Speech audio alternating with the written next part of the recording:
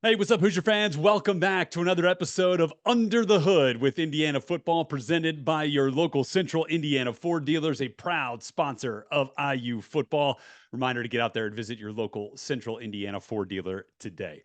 Big win, historic win over Western Illinois in week 2, and now getting set for the conference opener, the first game of the new Big Ten, IU versus UCLA from the historic Rose Bowl in Pasadena. And it is so great to be back here with you talking about that matchup. I am Rhett Lewis, and I am pleased to be joined by a first year Hoosier, but a big time impact player on this defense. Mikhail Kamara is with us here. What's up, Mikhail? Welcome. How you doing, boss? How you doing? Pleasure to be here. Yeah, man. Let's chat here for a minute. Because I was following your story, throughout spring. Watched a bunch of your practice tape. Was there for the spring game on Big Ten Network, and you stuck out so clearly with your effort, with your physicality, and with your skill. And it made me really happy to see that because it felt like Coach Signetti was validating it when he said, "I think the one guy that's really upped his game is Kamara. We saw it in the spring, we saw it in the fall. He's just playing at another level." And then through 2 weeks, 10 pressures, which is top 5 in the conference, top 20 in the country, by the way, 3 sacks. It's all coming together for you right now, man. Can you describe how comfortable this is feeling for you now, 2 weeks in? It's really comforting. It's kind of a different position that I've been in compared to the past. In the past, I feel like I've always had this uphill like turn trying to prove everyone wrong. And I think now it's kind of proving myself right. It's a different mentality. And going out there being confident and making the plays that I know I should make and not getting down when the lows happen. So it is a little bit different, but it's definitely comforting being out here for sure. So tell me though a little bit about the work that went into the production that we have seen throughout the first 2 weeks of this season. It the work is crazy. There's a lot of work that I put in, especially throughout the summers, throughout the spring. A lot of solo work, going to the field by myself after I work out with the team, and then throughout the summer, me, Tyreek, Nell, JMF, a lot of other guys would hit the field like 3 times a day, just hitting the field, Right. whether something just a little walkthrough. Maybe it's just film or we're actually hitting bags and doing things full speed. But it was a grind for sure. And I think it's starting to really pay off.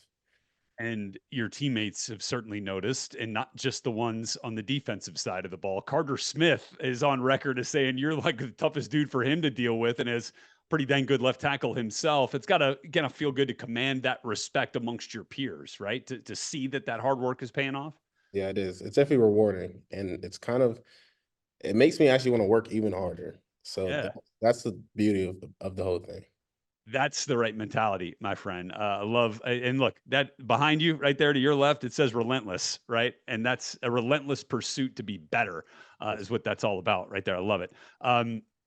As a team, as a unit, right on defense, held both opponents to less than 200 total yards, just 12 yards allowed on the ground this last week against Western Illinois, 3 total interceptions, 15 total tackle for loss, 10 of those going for sacks, 1 defensive touchdown. Yet you say we're going to blow all of that out of the water as we go forward this season.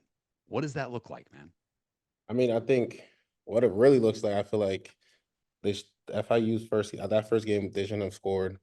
And then last week, I don't think they should have scored that field goal either. And I think it's just cleaning up the very little things. It's Yeah. cleaning up maybe a missed assignment here or there, cleaning up our mentality going into the half because that's the 2 times that they scored was going into halftime.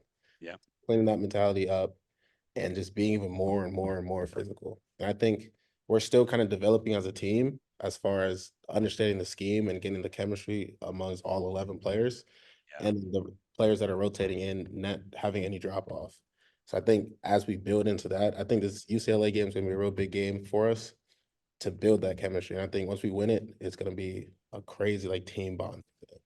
Love it. And so, I've talked a lot with Coach Haynes, about how you guys want to attack offenses, and what's a priority for this defense. And I think a lot of it comes down to havoc, right? Which is a way to describe getting into the backfield, causing disruption. Same thing in the back end with knocking passes down, picking, turnovers, sacks, all that kind of stuff kind of comes together.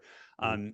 What do you think about, Coach Haynes's scheme, right? This Indiana defensive scheme that allows you to be a big part of creating that havoc with your skill set. Think he lets me play free.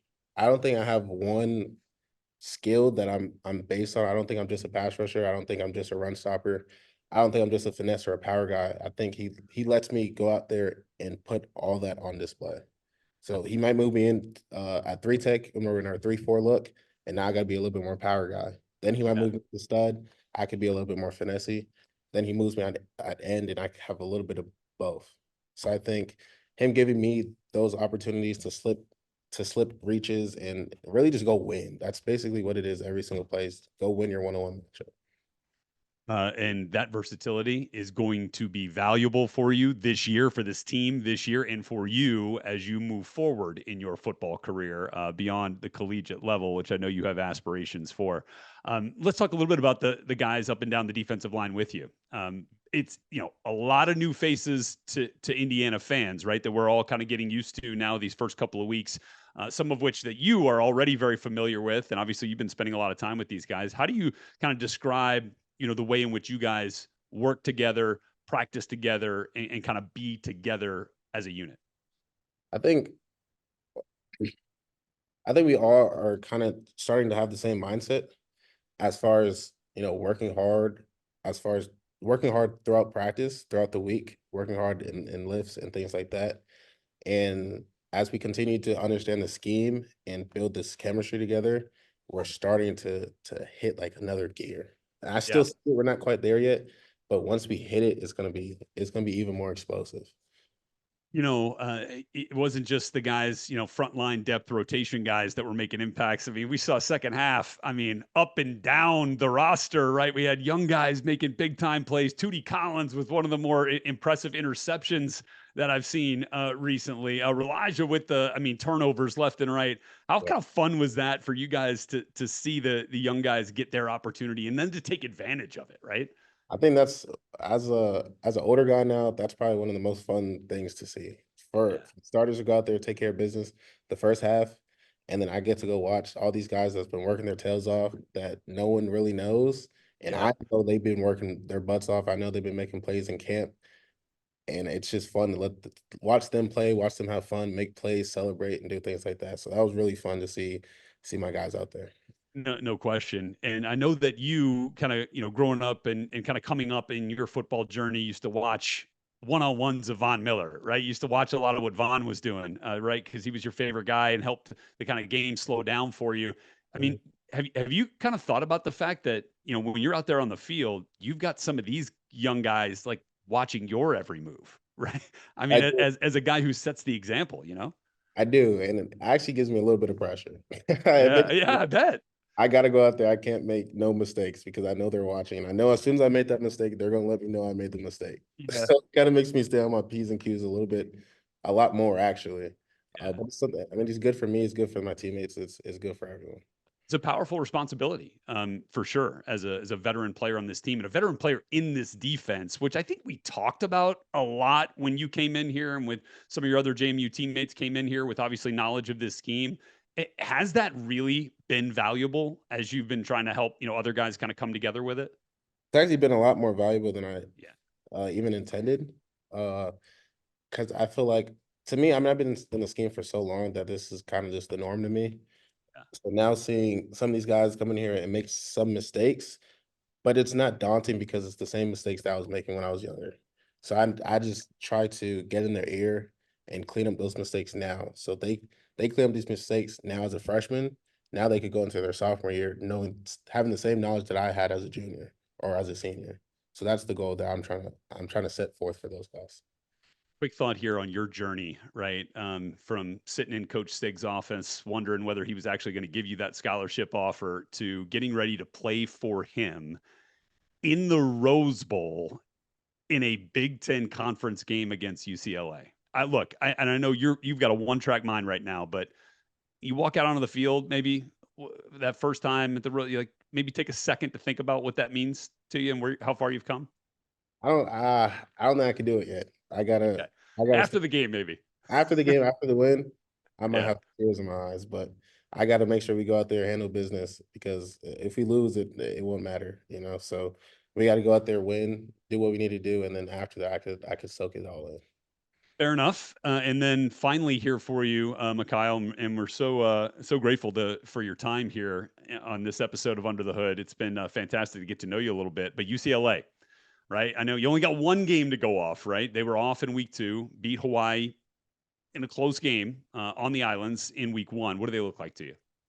To me, they're a pro style offense, which is actually a little bit different than what I'm used to. But it's actually a little bit easier in the sense that when they line up in certain formations, you kind of know what plays are going to come out of that formation. However, they have guys on the perimeter, they have good O line, they have good quarterbacks and things like that that can go out there and make those plays. But again, I'm more confident in my guys winning their one-on-ones, the DBs, the linebackers, the D line. So I think as this game rolls and rolls and rolls, I think our physicality will continue to show, and I think that's going to be a trademark for the whole season. And I really want us to put that on blast for the rest of the conference, the uh, rest of the country, really. Just our physicality and how we're able to go out there and make plays.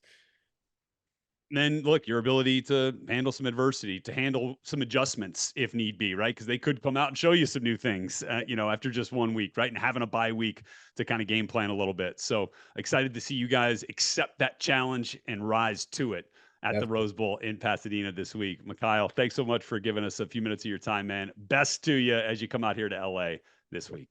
thank you. All right. Thanks all of you out there for being with us on another episode of Under the Hood with Indiana football presented by your Central Indiana Ford dealers. We are back with you next week with another episode, hopefully after a big win on the West Coast. I'm Rhett Lewis. We'll catch you next time.